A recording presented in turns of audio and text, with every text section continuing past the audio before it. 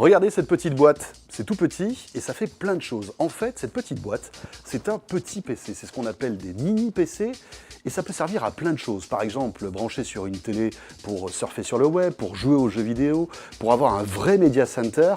Il en existe pas mal, issus de marques un peu exotiques qui ne sont pas forcément les mêmes que celles qu'on connaît, qui fabriquent des PC, on va dire, plus traditionnels.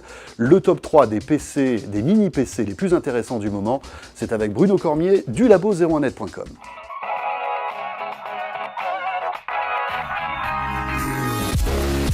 Alors le premier mini PC de notre classement, c'est celui-là, c'est le ASRock Vision X. C'est une vraie bête de course. Alors forcément, il est plus gros que les mini PC classiques. C'est le plus gros qu'on ait eu à la rédaction, mais c'est aussi le plus puissant et le mieux équipé. Il a un disque dur de 2 Tera, un SSD de 256 Go. Il est livré avec une télécommande, port infrarouge. Il est bourré de connectiques dans tous les sens. Il est extrêmement bien équipé, extrêmement polyvalent et il va permettre en fait de faire absolument tout ce que vous voulez, jusqu'aux applications les plus lourdes, notamment les jeux vidéo, le montage vidéo et aussi la retouche d'image sans aucun problème. Il y a 8 Go de RAM, un SSD, un très puissant processeur Core i7 de chez Intel et une puce graphique de chez AMD qui tourne relativement bien et qui peut faire tourner à peu près tous les derniers jeux vidéo du moment. Alors forcément, c'est le plus cher de tous, il coûte 1 200 €, mais c'est une machine de luxe ultra équipée qui s'adresse aux utilisateurs exigeants qui veulent faire de lourds travaux sur leur ordinateur et avoir un PC qui ne prend pas de place et qui reste relativement silencieux dans la majorité des activités. Le deuxième mini PC, c'est un meilleur compromis, notamment pour les joueurs. C'est le Zotac ZBox EN760. Déjà, il est beaucoup plus petit, il est moins cher, environ 700 €, et il est équipé d'un processeur basse consommation qui permettra de faire tout type d'activités, notamment bureautique et multimédia. C'est un processeur qui reste à puissance modeste, mais tout à fait confortable pour une activité quotidienne sans aller sur des activités très lourdes.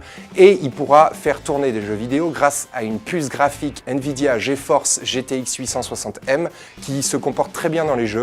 Finalement, le facteur limitant de cette machine, ça va être le processeur, notamment dans les jeux qui sont très gourmands en ressources pour le processeur central, les jeux en réseau, notamment tout ce qui est jeux massivement multijoueurs en réseau. Le troisième mini PC, c'est mon coup de cœur puisque en fait, il est totalement silencieux, il n'a pas de ventilateur. C'est encore un Zotac, c'est la ZBox Nano CI 540. Il est équipé du même processeur que le précédent. C'est un processeur donc, qui permet de faire tout type d'activités bureautiques et multimédia. Cette fois, il n'est pas question de jouer à des jeux vidéo puisqu'il n'y a pas de puce graphique. Mais ce PC est dénué de tout ventilateur, donc il fait aucun bruit. Il peut tourner sans accumuler de poussière, ce qui va éviter les pannes, éviter les surchauffes, notamment quand il y a trop de poussière dans le circuit de ventilation. Là, c'est juste un radiateur, ça chauffe très peu, ça fait aucun bruit. C'est juste une machine de rêve, notamment pour le home theater, pour installer sous son téléviseur, regarder des films. Ça lit tous les formats de fichiers, évidemment. Du Full HD, on peut même pousser jusqu'à la 4K, donc c'est vraiment une machine de rêve pour le home theater, pour fonctionner en permanence et pour faire tout type d'activités familiales, aller sur internet, regarder des vidéos sur internet, faire Word, Excel. C'est juste que le PC va commencer à s'essouffler dans les jeux vidéo perfectionnés, dans le montage vidéo et dans la retouche photo, s'il n'y a pas assez de mémoire vive notamment.